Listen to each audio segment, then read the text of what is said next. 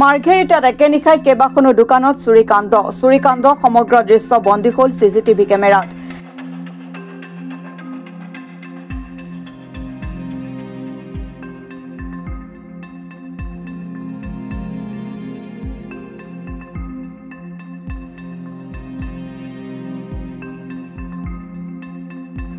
বিশ্বভুৱন নিৰ্মাতা শ্ৰী শ্ৰী বিশ্বকৰ্মা উলহ মালহৰ মাজতে মাৰ্ঘেৰিটাত একেনিশাই সংঘটিত হ'ল কেইবাখনো দোকানত চুৰিকাণ্ডৰ ঘটনা।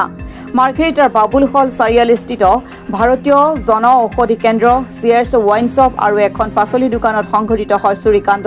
নিশা চোৰে লুটি নিলে 3খন দোকানৰ সকলো টকা পইচা। নিশা 1:30 বজাৰ পৰা 2 বজাৰ ভিতৰত সংঘটিত হয় এই চুৰিকাণ্ডৰ ঘটনা।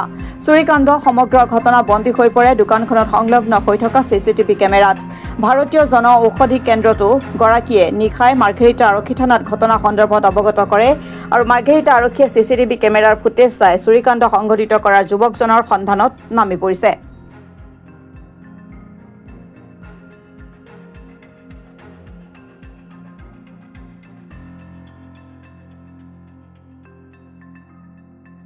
ৰাতি মানে 1:30 মান বজাত আমাৰ মোবাইলত মানে মোৰ হাজবেণ্ডৰ মোবাইলত নটিফিকেশ্যন এটা আহিছে। গতিকে এনেকে তো দোকান বন্ধ কৰাৰ পিছত নটিফিকেশ্যন কেতিয়াও নাহে। তো কালি যেতিয়া আহিছে আমি চেক কৰিলো মানে কিহৰ কাৰণে নটিফিকেশ্যনটো কি আহিছে। তেতিয়া পটকে দেখিলো মানে কিবা এটা হৈ আছে, মুভমেণ্ট এটা গম পাইছো। এতিয়া ভালকে আমি চেক কৰিলো মানে হৈ থকা ঘটনাটো গোটেই মানে আমি লাইভ দেখিলো মানে ঘৰৰ পৰা। যেতিয়ালৈকে আহিব তেতিয়াতো হৈ গ'ল, লগে লগে 10-15 মিনিটৰ ঘৰৰ ওচৰতে আছে। 10-15 মিনিটৰ ভিতৰত আমি আহি পাইছোহি। তেতিয়াতো আহি বাহিৰত একো নাছিলে, শাটাৰো এখন বেকা হৈ আছে। তেতিয়া সোমাইছো, আহি তেতিয়া শুনিলো যে ওচৰত আৰু এটা দোকানতো হৈছে বুলি। তেতিয়াহে আমি গম পাওঁ মানে কেছ টকা লৈ গৈছে নেকি? কেছ লৈ গৈছে। আৰু কিবা অন্য বস্তু কিবা লৈ না, অন্য বস্তুত একো হাত দিয়া নাই। আহিছে চিধা আমাৰ এইটো প্ৰথম এইটো ড্ৰয়াৰটো খুলিছে, কিবৰ্ড আছে এইটো বুজি নাই পোৱা। পিছে কেছৰ ড্ৰয়াৰটো খুলিছে, যিমান যি আছিলে কেছ ললে 10-20 টকা বান্ডেল এটা আছিলে আৰু জনেতো কেছ ইন কিবা এটা আমি থৈ যাওঁ প্ৰত্যেক দোকানতে, সেইটো আছিলে আৰু কয়েন্স লৈ গৈছে। চিনি পাইছে নেকি ব্যক্তিজনক? চিনি পাইছে নেকি যিজনে চুৰ কৰিছে? নাই, ইমান তেনেকে আইডেন্টিফাই কৰিব পৰা নাই মানে কোন হয়। এই 1:30 পৰা 2টাৰ ভিতৰত আমি একচুৱেলি তেনেকৈ নাজানো, মইতো ইয়াত নাথাকোঁ, চাইড থাকোঁ। তো এজনে খবৰ দিয়া গ'লে যে চাটাৰটো ফাঁক মেলা বুলি। সেই আহি চাইছোঁ, ভিতৰলৈ সোমালোঁ, কেছতটো খালী হৈ আছিলে আৰু কাকো দেখা নাপালোঁ। ৰাতি পুলিচক ইনফৰ্ম দিয়া হ'ল, তেওঁলোকে ক'লে ঠিক আছে ফুটেজ আপোনালোকে যদি কিবা পায় যদি বাহিৰত আমাৰ চিচি কেমেৰা আছে, সেইটো এতিয়ালৈ চোৱা হোৱা নাই। সেইটো চোৱাৰ পাছতে আমি পুলিচ থানালৈ গৈ কিবা এফআইআৰ কি কৰিব লাগে ব্যৱস্থা ল'ম। হয়, কিমান টকা কেছ আপোনালোকৰ ইয়াৰ পৰা লৈ গৈছে? কেছটো অলৰেডি আমি 83,000 কালি কেছ লৈ গৈছোঁ ইয়াত লিখা আছে। বাকী কালি যোৱাকালি অলপ চেল আছিলে, খুচুৰা যিমানখিনি 50 টকা বান্ধি দিয়ে সেইখিনি আমি ধৰাই নাই।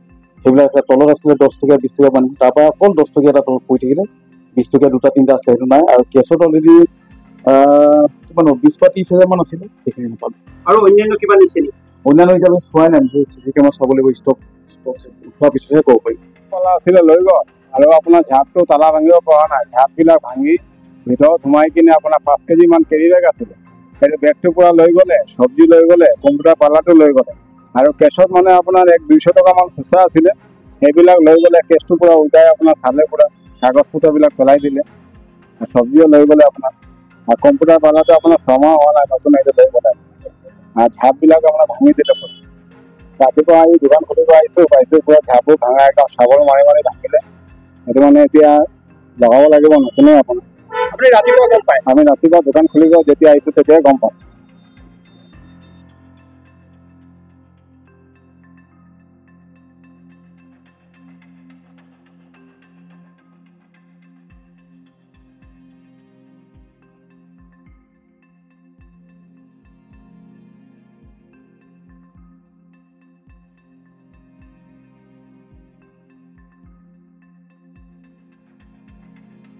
মাৰ্ঘেৰিটাৰ পৰা অৰুণ ভূঞাৰ ৰিপৰ্ট, অসম টুডে।